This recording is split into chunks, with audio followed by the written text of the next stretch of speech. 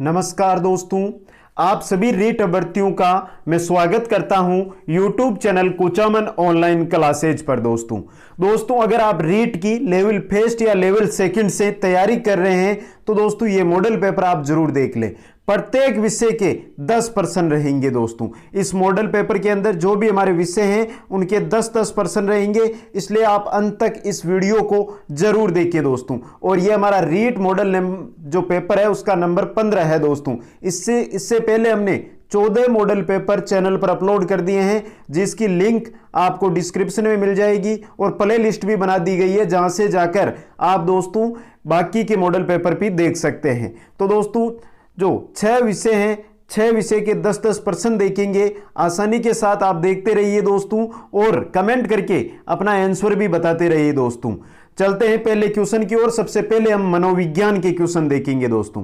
पहला क्वेश्चन है दोस्तों, क्रिया प्रसूत अनुकूलन में पुनर्बलन निर्भर करता है उद्दीपक की प्रकृति पर, अनुक्रिया की प्रकृति पर, 1 व 2 दोनों, कोई नहीं। तो दोस्तों आप जल्दी से आंसर भी बताते रहें। और दोस्तों एक खास बात आप सभी के लिए, अगर आप रीट की तैयारी कर रहे हैं तो अपने जो भी साथी है और रीट की तैयारी कर रहे हैं उनके पास इस वीडियो को शेयर जरूर कर दो दोस्तों। और दोस्तों अगर वीडियो पसंद आता है, प्रश्न पसंद आते हैं तो लाइक जरूर कर देना दोस्तों। चलते हैं पहले क्वेश्चन की ओर। तो राइट आंसर आपके ऑप्शन नंबर 2 रहेगा, अनुक्रिया की प्रकृति पर निर्भर करती है दोस्तों। क्रिया प्रसूत अनुकूलन में पुनर्बलन निर्भर किस पर करता है? अनुक्रिया की प्रकृति पर दोस्तों। चलते हैं क्वेश्चन नंबर 2 की ओर।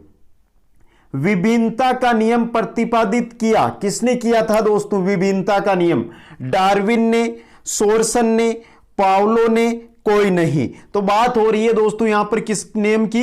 विभिन्नता के नियम की। जो विभिन्नता का नियम है दोस्तों ये प्रतिपादित किया था डार्विन ने। ऑप्शन 1 नंबर आपका यहां पर क्या रहेगा? सही रहेगा दोस्तों।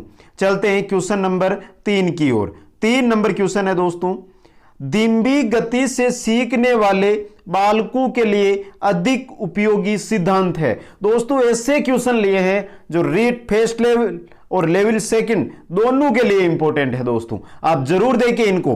तो जो धीमी गति से सीखने वाले बालक होते हैं उनके लिए अधिक उपयोगी सिद्धांत कौन सा है? आप भी भविष्य के टीचर हो दोस्तों, कुछ ही दिनों में, कुछ ही महीनों के अंदर आप टीचर बनोगे। तो बताओ दोस्तों कौन सा नियम रहता है दोस्तों? कोहलर का सिद्धांत, थोर्नडाइक का सिद्धांत, हल का सिद्धांत, थर्स्टन का सिद्धांत।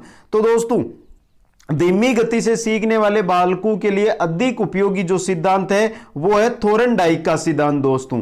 ऑप्शन नंबर 2 आपका सही रहेगा। चलते हैं क्वेश्चन नंबर 4 की ओर। 4 नंबर क्वेश्चन है दोस्तों, निम्नलिखित में से 1912 में किस संप्रदाय का प्रतिपादन हुआ दोस्तों?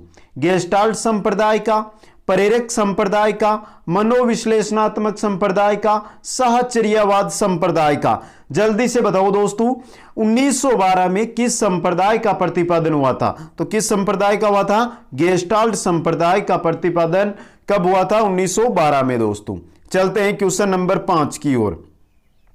निम्न में से किसमें ऐच्छिक व्यवहार उसके परिणामों से शक्तिशाली वह कमजोर होता है? शक्तिशाली भी होता है और कमजोर भी होता है दोस्तों।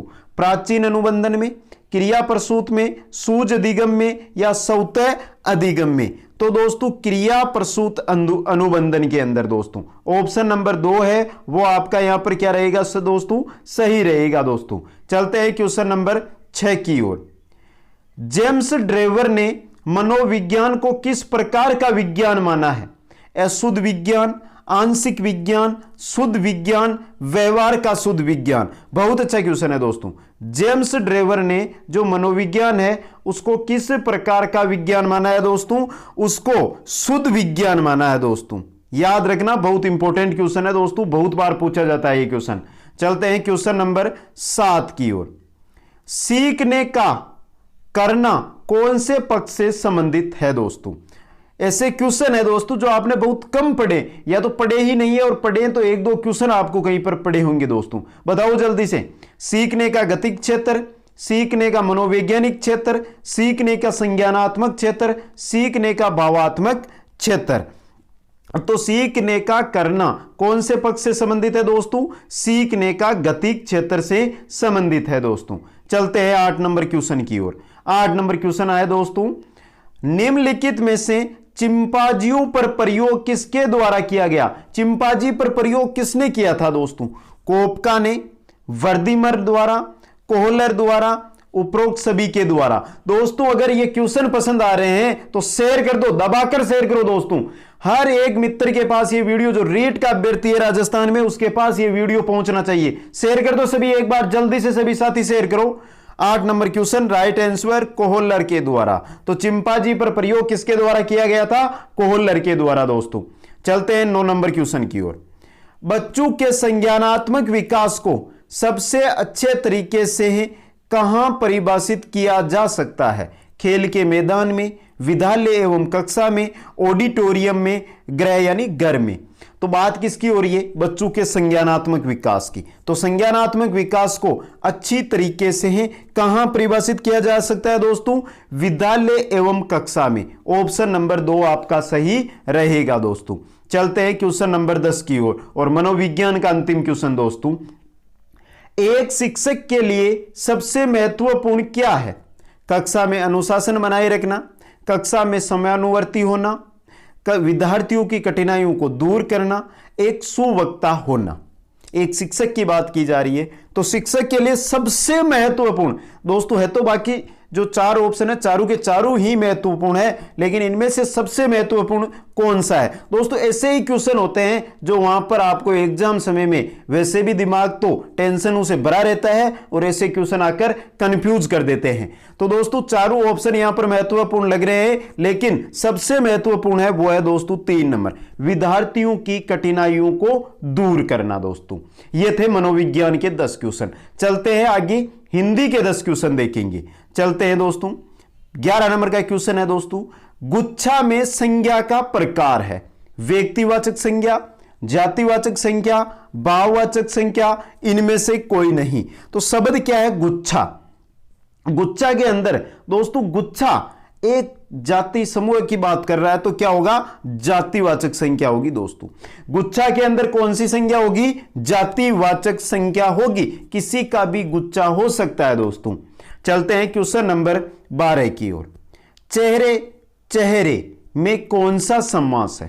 तत्पुरुष, कर्मधारय, अवयवी भाव, बहुव्रीहि। बताओ जल्दी से दोस्तों, चेहरे चेहरे में कौन सा समास है दोस्तों? और दोस्तों अभी तक शेयर नहीं किया है आपने, तो शेयर कर दो दोस्तों, जल्दी से शेयर करो। हर एक मित्र आज शेयर करेगा। जो कुचामन ऑनलाइन क्लासेज चैनल से जुड़ा हुआ है वो जरूर शेयर करेगा दोस्तों।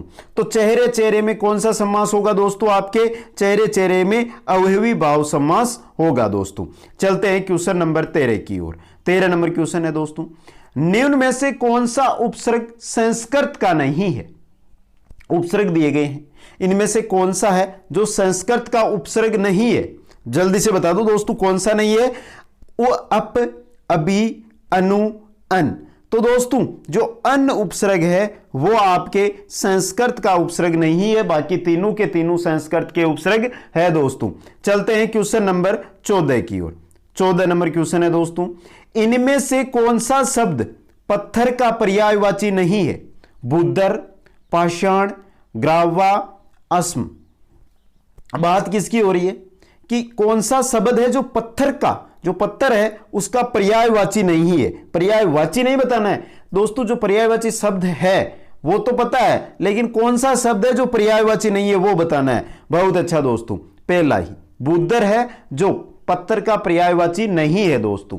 चलते हैं 15 नंबर क्वेश्चन की ओर। इनमें से किस शब्द में लय प्रत्यय है? 4 शब्दों में से किस शब्द के अंदर लय प्रत्यय लगा हुआ है दोस्तों? गरल, अमल, विमल, कमल। बताओ जल्दी से दोस्तों, किस शब्द में लय प्रत्यय लगा हुआ है? कंफ्यूजन वाला सवाल है दोस्तों, सभी में ऐसा लग रहा है किसी में लय प्रत्यय नहीं है, लेकिन बता दूं आपको, ऑप्शन ए गरल के अंदर क्या है? लय प्रत्यय लगा हुआ है दोस्तों। चलते हैं 16 नंबर क्वेश्चन की ओर। गमन शब्द का विलोमार्थी बनाने के लिए आप किस उपसर्ग का प्रयोग करेंगे? शब्द क्या दिया हुआ है आपको? गमन दिया हुआ है। अब इसका आपको विलोम बनाना है तो किस उपसर्ग का प्रयोग करोगे आप? उप का, आ का, प्रति का या अनु का? बताओ दोस्तों, सभी को पता होना चाहिए। गमन, जाना, आगमन, आना, एक तरीका है समझने का। ऑप्शन ब है वो आपका यहां पर सही रहेगा दोस्तों। चलते हैं क्वेश्चन नंबर 17 की ओर। अपील शब्द है, देशज है, विदेशज है, तत्सम है, तद्भव है। शब्द क्या है? अपील है। अब अपील शब्द कौन सा है बताओ दोस्तों, किस प्रकार का शब्द है अपील? बहुत अच्छा दोस्तों, अपील शब्द ना देशज है, ना तत्सम है, ना तद्भव है। कैसा है? विदेशज शब्द है दोस्तों। याद रखना, अपील शब्द विदेशज शब्द है। चलते हैं 18 नंबर क्वेश्चन की ओर। निम्न में से तत्सम शब्द है, कौन सा शब्द है जिसमें तत्सम है दोस्तों? बारात, वृषा, हाथी, आंसू। बताओ जल्दी से, किसके अंदर तत्सम शब्द, कौन सा शब्द है जो तत्सम है? तो दोस्तों वृषा है वो आपके तत्सम शब्द है दोस्तों। चलते हैं 19 नंबर क्वेश्चन की ओर। 19 नंबर क्वेश्चन है दोस्तों, जिसे बुलाया न गया हो, वाक्य के लिए एक शब्द है। बिन बुलाया बराती। बताओ जल्दी से, जिसे बुलाया ना गया हो उसके लिए क्या शब्द है?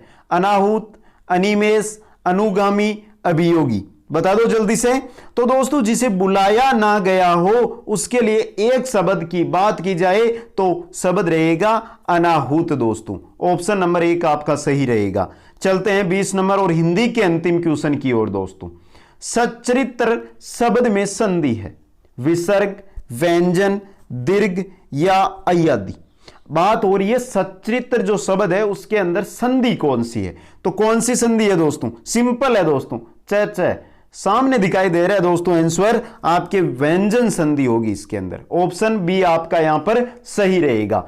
ये थे हिंदी के क्वेश्चन। अब आगे हम देखेंगे 10 क्वेश्चन गणित से संबंधित। दोस्तों जो गणित के हमारे क्वेश्चन रहेंगे मैं आपको उनके आंसर बता दूंगा, आपको सोल्व करना है। अगर आपको सॉल्यूशन मिल जाता है तो ठीक, वरना कमेंट कर देना, मैं सॉल्यूशन सेंड कर दूंगा दोस्तों। क्योंकि अगर मैंने सॉल्यूशन बता दिया तो आप बिल्कुल भी तैयारी नहीं करोगे, और अगर मैंने सॉल्यूशन नहीं बताया, आंसर ही बताया, तो आप कम से कम 1 2 3 4 क्वेश्चनों के तो जरूर सॉल्यूशन ढूंढने का प्रयास करोगे, और फिर भी आपको सॉल्यूशन ना मिले किसी प्रश्न का तो मैं जरूर बताऊंगा दोस्तों।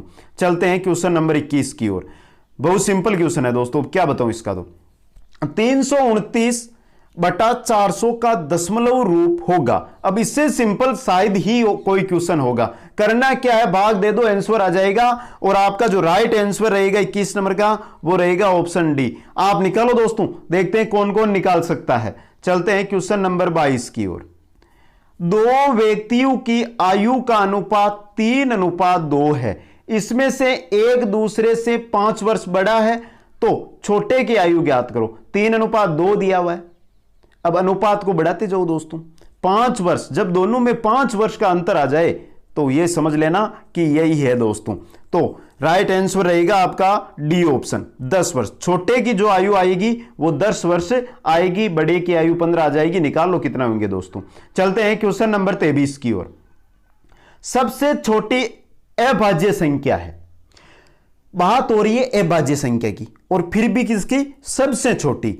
1 2 4 या 0। बता दो जल्दी से कौन सी होती है सबसे छोटी अभाज्य संख्या। यह क्वेश्चन मैंने एक बार पहले भी कोई क्विज के अंदर रखा था दोस्तों, जिसके अंदर बहुत सारे साथी एक कमेंट कर रहे थे। फिर जानकारी के लिए बता दूं, यह क्वेश्चन ऐसा क्वेश्चन है जो बहुत एग्जामों में पूछा गया है, एसएससी यूपीएससी तक पूछा गया क्वेश्चन है दोस्तों। राइट आंसर ऑप्शन नंबर 2 रहेगा। 2 है सबसे छोटी अभाज्य संख्या। चलते हैं 24 नंबर क्वेश्चन की ओर। किसी बर्तन में 6 लीटर दूध तथा 1 लीटर पानी है। इसमें कितना पानी और मिलाया जाए कि मिश्रण में दूध और पानी का अनुपात 3:2 हो जाए? आपको दिया हुआ है 6:1, क्योंकि 6 लीटर दूध है, 1 लीटर क्या है? 1 लीटर है पानी। अब इसको आपको जो अनुपात है इसको बदलना है 3:2 में, तो बदल दो दोस्तों। मिलाना क्या है? पानी मिलाना है। कितना मिलाओगे? 3 लीटर मिलाओगे दोस्तों, और बदल के देख लो। अगर 1 लीटर में 3 लीटर करोगे तो 4 हो जाएंगे, 6:4 का 3:2 हो जाएगा दोस्तों। चलते हैं क्वेश्चन नंबर 25 की ओर। 5/6 का गुणात्मक प्रतिलोम है। बात हो रही है 5/6 की, तो 5/6 का गुणात्मक प्रतिलोम अगर देखा जाए या मैं आपको बता दूं कि गुणात्मक अगर प्रतिलोम पूछा जाए तो ये समझ लो जो संख्या दी गई है उसको ऊपर नीचे कर दो। 5/6 है तो 6/5 कर दो। डी ऑप्शन सही रहेगा आपका यहां पर गुणात्मक प्रतिलोम के लिए। चलते हैं क्वेश्चन नंबर 26 की ओर। बहुत सिंपल क्वेश्चन, इससे सिंपल क्वेश्चन आज तक नहीं देखा मैंने। एक व्यक्ति की खर्च और बचत का अनुपात, यहां पर दोस्तों पहले लिख दूं मैं 20:3 है। 20:3 है। यदि उसकी मासिक आय 4600 रुपए है तो उसका मासिक खर्च कितना होगा? तो दोस्तों अनुपात 20:3 है तो कुल कितने हो गए? 23 अनुपात। अगर 23 अनुपात है वो 4600 के बराबर है तो 1 अनुपात कितने के होगा? 200 के। और 20 हमें बात किसकी पूछी है? मासिक खर्च। तो मासिक खर्च कितना है? 20 अनुपात है तो 20 अनुपात किसके बराबर होंगे? 200 × 20 बराबर 4000 के बराबर। ऑप्शन बी निकालो दोस्तों, सिंपल तरीका है, निकल जाएगा। चलते हैं 46 नंबर क्वेश्चन की ओर। एक ट्रेन की लंबाई 315 मीटर है, वह एक सिग्नल को 7 सेकंड में पार करती है, तो बताओ ट्रेन की चाल प्रति किलोमीटर घंटा में क्या होगी? दोस्तों शायद इससे सिंपल क्वेश्चन आपने आज तक नहीं देखा दोस्तों। बहुत सिंपल क्वेश्चन है, एक छोटा सा सूत्र लगेगा और आंसर आ जाएगा, और आपका जो राइट आंसर रहेगा वो रहेगा 162 किलोमीटर प्रति घंटा। दोस्तों एक जानकारी और दे दूं दोस्तों, एक तो मिश्रण वाले सवाल, एक जो ये ट्रेन रेलगाड़ी से संबंधित सवाल होते हैं ना, ये जरूर पूछे जाते हैं।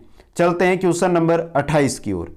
एक मिश्रण में दूध व पानी का अनुपात, पहले वाला क्वेश्चन नहीं है, कुछ रिपीट क्वेश्चन है, ध्यान से पढ़ लेना दोस्तों। दूध और पानी का अनुपात 4:3 दिया है। इसमें कितना भाग मिश्रण निकालकर उतना ही पानी मिलाया जाए कि अनुपात 1:1 हो जाए? अब बताओ दोस्तों, बताओ जल्दी से कितना निकालना है और कितना डालना है। तो दोस्तों यहां पर हमें पूछा क्या है कि कितना भाग मिश्रण निकाला जाए। तो दोस्तों मिश्रण का 1/ कितना निकालना है? 8 भाग। ऑप्शन बी आपका सही रहेगा। बहुत सिंपल क्वेश्चन है दोस्तों। चलते हैं क्वेश्चन नंबर 29 की ओर। एक व्यक्ति एक पुल को 40 किमी प्रति घंटे की चाल से 9 मिनट में पार करता है, तो पुल की लंबाई पता करो। कितनी होगी पुल की लंबाई दोस्तों? 6 किमी, 9 किमी, 10 किमी या 11 किमी? 6 किमी होगी दोस्तों, पता कर लेना आप कितनी होगी? 6 किमी होगी दोस्तों। चलते हैं क्वेश्चन नंबर 30 की ओर। एक विद्यालय में लड़के और लड़कियों का अनुपात 3:4 है। यदि लड़कियों की संख्या 1600 है तो लड़कों की संख्या होगी। अब दोस्तों इससे सिंपल क्या होगा? आपको 4 के बराबर 1600 दिया है तो 3 के बराबर कितना होगा दोस्तों? बता दो जल्दी से, कितना होगा? 1200 होगा दोस्तों। ऑप्शन बी सही रहेगा। अब दोस्तों ये हो गए हैं हमारे मैथ के क्वेश्चन। आगे हम देखेंगे साइंस के क्वेश्चन। चलते हैं पहले 31 नंबर क्वेश्चन की ओर। मानव नेत्र की दूरदृष्टि दोष को कहा जाता है? कोरोना, रेटिना, हाइपरमेट्रोपिया या रिटर? क्या कहा जाता है मानव नेत्र की दूरदृष्टि दोष को? तो क्या कहा जाता है दोस्तों? दूरदृष्टि दोष को मानव नेत्र के क्या जाता है? हाइपरमेट्रोपिया दोस्तों। चलते हैं क्वेश्चन नंबर 32 की ओर। रेल पटरियों के नीचे चौड़े लकड़ी के पटरे स्लीपर क्यों बिछाए जाते हैं? आपने पटरियां देखी होगी दोस्तों, उनके नीचे आपने देखे होंगे लकड़ी के बड़े बड़े बड़े बड़े स्लीपर बिछाए जाते हैं। तो वो क्यों बिछाए जाते हैं? रेलगाड़ी के कारण उत्पन्न दाब घटा सके, रेलगाड़ी के कारण उत्पन्न दाब बढ़ा सके, रेलगाड़ी के कारण उत्पन्न दाब स्थिर रह सके, उपरोक्त सभी दोस्तों। बताओ दोस्तों क्या होगा? बहुत अच्छा दोस्तों, रेलगाड़ी के कारण जो उत्पन्न दाब होता है उसको घटा सके, इसी के लिए लकड़ी के स्लीपर, लकड़ी के पटरे बिछाए जाते हैं। 32 का ए सही रहेगा। चलते हैं 33 नंबर क्वेश्चन की ओर। तेजी से घूमती हुई फुटबॉल के बीच वायु में दोलन होना किस सिद्धांत पर कार्य करता है? गति के नियम पर, धारा के नियम पर, उच्च दाब पर, बर्नौली पढ़ने पर। अब गति से घूमती हुई फुटबॉल के बीच वायु में दोलन होना, यह किस सिद्धांत पर कार्य है? एक बॉल को उछालिए और वो वायु के अंदर घूमती रहती है, तो ये जो दोलन करती रहती है ये किस सिद्धांत पर है? गति के नियम पर, धारा के नियम पर, उच्च दाब पर, बर्नौली पढ़ने पर। तो दोस्तों ये किस पर है? किस सिद्धांत पर कार्य करती है? बर्नौली प्रमेय के सिद्धांत पर कार्य करती है दोस्तों। चलते हैं 34 नंबर क्वेश्चन की ओर। डीएनए संश्लेषण का प्रतिपादन किया था किसने? चार्ल्स ने, कार्नबर्ग ने, क्यूरी ने, रॉबर्ट ने। डीएनए का संश्लेषण, डीएनए संश्लेषण है उसका प्रतिपादन किसने किया था दोस्तों? कार्नबर्ग ने किया था। वह ऑप्शन सही रहेगा। चलते हैं 35 नंबर क्वेश्चन की ओर। एक खींचे गए रबर बैंड में किस प्रकार की ऊर्जा होती है? क्षैतिज ऊर्जा, स्तर ऊर्जा, गतिज ऊर्जा, तापीय ऊर्जा। तो बात किसकी हो रही है? एक खींचे गए जो रबर बैंड है उसके अंदर ऊर्जा है वो किस प्रकार की होती है? तो किस प्रकार की होती है दोस्तों? गतिज ऊर्जा होती है। ऑप्शन से आपका सही रहेगा। चलते हैं क्वेश्चन नंबर 36 की ओर। आसुत जल किसका कुचालक होता है? आसुत जल है वो किसका कुचालक होता है? वेग का, विद्युत का, बाइट का, उपयुक्त में से कोई नहीं। तो दोस्तों आसुत जल है वो विद्युत का कुचालक होता है। ऑप्शन ब आपका सही रहेगा दोस्तों। चलते हैं 37 नंबर क्वेश्चन की ओर। दूरी मापने की सबसे बड़ी इकाई होती है पारसेक, किलोमीटर, नैनोमीटर, मीटर। तो बता दो दोस्तों दूरी मापने की सबसे बड़ी इकाई कौन सी होती है? तो दूरी मापने की जो सबसे बड़ी इकाई होती है वो होती है पारसेक। ऑप्शन 1 नंबर आपका सही रहेगा। 38 नंबर क्वेश्चन की ओर चलते हैं दोस्तों। विटामिन सी का सर्वोत्तम स्रोत है। विटामिन सी सर्वाधिक किससे प्राप्त होता है? टमाटर से, आंवला से, प्याज से, नींबू से। तो दोस्तों विटामिन सी की बात हो रही है तो विटामिन सी है वो सर्वाधिक आंवला से प्राप्त होता है दोस्तों। चलते हैं 39 नंबर क्वेश्चन की ओर। लाल रक्त कणिकाओं का जीवन काल होता है 100 दिन, 110 दिन, 120 दिन, 140 दिन। कितना होता है लाल रक्त कणिकाओं का जीवन काल? तो लाल रक्त कणिकाएं हैं उनका जीवन काल 120 दिन का होता है दोस्तों। चलते हैं 40 नंबर क्वेश्चन की ओर। रुधिर का तरल भाग होता है कोशिका, प्लाज्मा, ए तथा ब दोनों, उपरोक्त में से कोई नहीं। बहुत अच्छा क्वेश्चन है दोस्तों। जो रुधिर का तरल भाग होता है दोस्तों वो क्या होता है? प्लाज्मा होता है। ऑप्शन ब है वो आपका सही रहेगा। तो ये थे हमारे साइंस के क्वेश्चन दोस्तों। अब आगे हम देखेंगे संस्कृत के क्वेश्चन। चलते हैं पहले और क्वेश्चन नंबर हमारा रहेगा दोस्तों 41 नंबर क्वेश्चन है दोस्तों। जन प्लस वूल बहुती, जानक, जनक, गणक, जनन। तो बताओ जल्दी से क्या सही आंसर रहेगा 41 नंबर क्वेश्चन में? बहुत अच्छा दोस्तों सही है। ऑप्शन ब आपका सही रहेगा, जनक है। चलते हैं क्वेश्चन नंबर 42 की ओर। देह प्रत्यंत शब्द बहुती, पुल्लिंग, स्त्रीलिंग, नपुंसकलिंग, त्रिशु। देह प्रत्यंत शब्द बहुती। जल्दी से 42 नंबर क्वेश्चन का कमेंट करके बताओ दोस्तों। बहुत अच्छा दोस्तों, पुल्लिंग शब्द। चलते हैं क्वेश्चन नंबर 43 की ओर। 7 सूत्रेण निष्पादितम पदम निष्कृष्ट है, वागीश, संषष्ठ, प्रश्न है। तो 7 सूत्रेण निष्पादितम पदम। तो राइट आंसर आपका रहेगा प्रश्न है, ऑप्शन ग दोस्तों। चलते हैं क्वेश्चन नंबर 44 की ओर। अहनि तस्य पदांते सयात, अहम, अहन, इति, च। जल्दी से 44 नंबर क्वेश्चन का कमेंट करके बता दो दोस्तों। अहनि तस्य पदांते सयात, राइट आंसर ऑप्शन क रहेगा अहन दोस्तों। चलते हैं 45 नंबर क्वेश्चन की ओर। परवर्ती विधातो बहुती, वारणम, वर्णम, गणनम, तरणम। परवर्ती विधातो बहुती, वारणम दोस्तों। ऑप्शन ए है आपका सही रहेगा दोस्तों। जिन साथियों ने अभी तक लाइक और शेयर नहीं किया वो जल्दी से एक बार लाइक और शेयर कर दो। तब तक मैं पानी पी लेता हूं दोस्तों।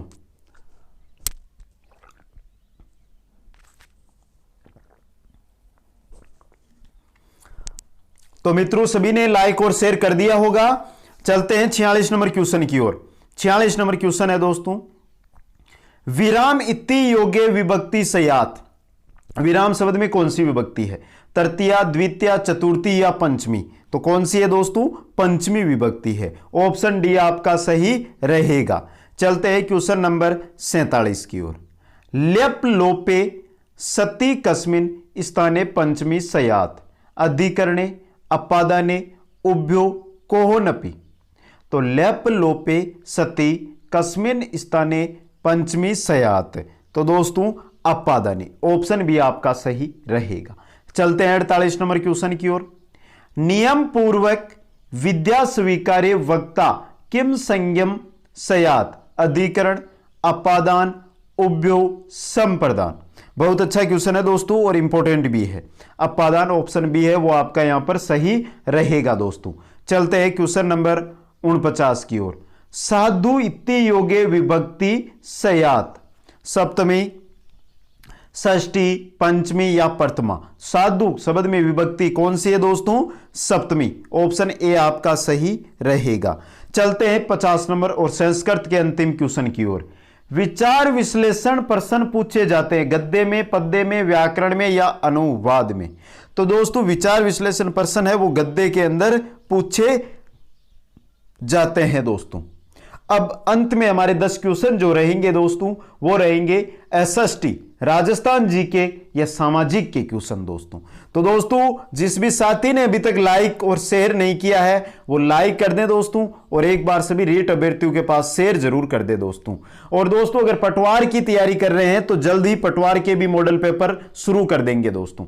चलते हैं क्वेश्चन नंबर 51 की ओर। पहला क्वेश्चन, सापेक्षित दृष्टि से राजस्थान के भू आकृतिक प्रदेश का भाग जो अस्पष्ट अर्धपर्वत क्षेत्र है पूर्वी पश्चिमी, दक्षिण पूर्वी, पूर्वी उत्तर, पूर्वी मध्य। बहुत अच्छा क्वेश्चन है। ऐसा लग रहा है बहुत से साथियों को ये क्वेश्चन ही समझ में नहीं आया है। तो दोस्तों सापेक्षित दृष्टि से राजस्थान के भू आकृतिक प्रदेश का भाग जो अस्पष्ट अर्धपर्वत क्षेत्र में आता है वो भाग है दक्षिण पूर्वी भाग दोस्तों। ऑप्शन बी आपका सही रहेगा। चलते हैं 52 नंबर क्वेश्चन की ओर। निम्न में से असुमेलित है, बहुत अच्छा क्वेश्चन है। असुमेलित कौन सा है दोस्तों? दनिया अजमेर में, घोड़ा बीकानेर, सरसू जयपुर, बेड़ टोंक। बता दो जल्दी से दोस्तों। बहुत अच्छा दोस्तों, असुमेलित कौन सा है? ऑप्शन सी है वो आपका क्या है? असुमेलित है। बाकी तीनों के तीनों कथन है वो क्या है? सुमेलित है दोस्तों। चलते हैं 53 नंबर क्वेश्चन की ओर। राजस्थान कृषि प्रतिस्पर्धा परियोजना वर्ष 2012-13 में प्रारंभ की गई। इस परियोजना पर प्रमुख जोर दिया गया भूमि पर, मिट्टी के कटाव पर, सिंचित जल की कुशल उपयोग पर, कोई नहीं। बताओ जल्दी से किस पर जोर दिया गया था? 53 नंबर क्वेश्चन है दोस्तों। बहुत अच्छा दोस्तों। तो राजस्थान कृषि प्रतिस्पर्धा परियोजना जिसके अंदर किस पर जोर दिया गया था? सिंचित जल की कुशल उपयोग पर दोस्तों। चलते हैं 54 नंबर क्वेश्चन की ओर। राजस्थान में प्रथम स्वरूप पार्क की स्थापना कहां की जाएगी? प्रथम स्वरूप पार्क की स्थापना बड़ला जोधपुर, गोगरा अजमेर, एवं दोनों, कोई नहीं। तो कहां की जाएगी दोस्तों स्वरूप पार्क की स्थापना? तो की जाएगी दोस्तों बड़ला जोधपुर के अंदर। ऑप्शन ए है वो आपका यहां पर सही रहेगा। चलते हैं 55 नंबर क्वेश्चन की ओर।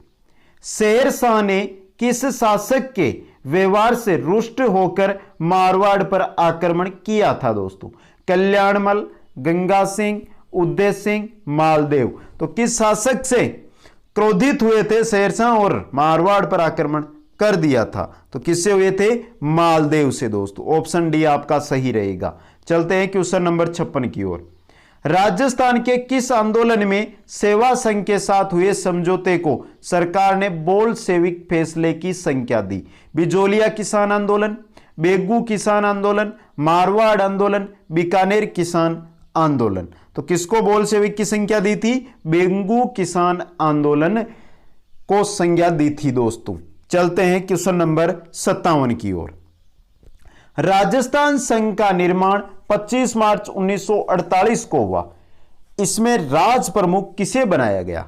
हीरालाल शास्त्री को, टीकाराम पालीवाल को, महाराव कोटा को या रामनारायण चौधरी को? राज प्रमुख किसे बनाया गया था राजस्थान संघ में दोस्तों? तो किसे बनाया गया था दोस्तों? कोटा के महाराव को बनाया गया था दोस्तों। चलते हैं 58 नंबर क्वेश्चन की ओर। राजस्थान में वल्लभ संप्रदाय का प्रमुख धार्मिक स्थल है मलिनाथ जी का मंदिर, नाहत द्वारा, बाबा का मंदिर, निम्बारक पीठ। तो पूछा क्या है, वल्लभ संप्रदाय की प्रमुख धार्मिक स्थल कौन सा है? तो कौन सा है दोस्तों? नाथ द्वारा। ऑप्शन बी आपका सही रहेगा दोस्तों। चलते हैं 59 नंबर क्वेश्चन की ओर। वयोवृद्ध के देहावसान पर शमशान ले जाते समय रास्ते में अर्थी पर पैसे फेंके जाते हैं, उसे कहते हैं। अब दोस्तों किसी की भी मृत्यु हो जाती है, उसको शमशान ले जाते हैं, तो रास्ते में जो अर्थी रहती है उसके ऊपर खुले सिक्के फेंके जाते हैं, उन्हें क्या कहते हैं? मौसर, बिखेर या बखेर, मिद्देसी, ठाणे। बता दो जल्दी से। और आजकल तो ऐसे ही क्वेश्चन पूछे जाते हैं दोस्तों, क्योंकि कंफ्यूजन है ना, किसी को पता है। सिटी वाले छात्र इन क्वेश्चनों में बहुत पिछड़ जाते हैं दोस्तों। तो जो भी साथी सिटी से है वो अपने सिटी वाले मित्रों के पास जरूर शेयर करें इस पेपर को। तो उन्हें क्या कहते हैं? बिखेर या बखेर कहते हैं दोस्तों। ऑप्शन बी आपका सही रहेगा। चलते हैं आज के हमारे इस मॉडल पेपर 15 के अंतिम क्वेश्चन की ओर। 60 नंबर क्वेश्चन। शरीर की ऊपरी चमड़ी को खोदकर उसमें काला रंग भरने की कला का नाम है? मेवाड़ शैली, निषाद, गोदना या पाने। क्या नाम है दोस्तों? शरीर की जो ऊपरी चमड़ी होती है उसको खोदते हैं, फिर उसमें काला रंग भरते हैं। इस कला को क्या कहा जाता है दोस्तों? इस कला को कहा जाता है गोदना। ऑप्शन सी है वो आपका सही रहेगा दोस्तों। तो दोस्तों ये था हमारे रीट का मॉडल पेपर नंबर 15। ईमानदारी के बाद कमेंट करके बता दो दोस्तों कि ये मॉडल पेपर आपको कैसा लगा, कितने क्वेश्चन इस मॉडल पेपर में आपके सही हुए। लगभग आंसर सभी साथी कमेंट करके देंगे दोस्तों। और दोस्तों जिन साथियों ने शेयर नहीं किया है, एक बार उनसे निवेदन करता हूं कि शेयर जरूर कर दे दोस्तों। शर्म करने की जरूरत नहीं है दोस्तों। जैसा कि हम हर एग्जाम में हमारे चैनल का आपको बता रहे हैं कि कितने प्रतिशत एवरेज हमारे क्वेश्चन है जो एग्जामों में आ रहे हैं, उसी एवरेज से रीट में भी आएंगे। इसलिए शेयर जरूर करें दोस्तों, हर एक मित्र के पास शेयर करें दोस्तों। आप सभी को बहुत बहुत धन्यवाद। जय हिंद, जय भारत।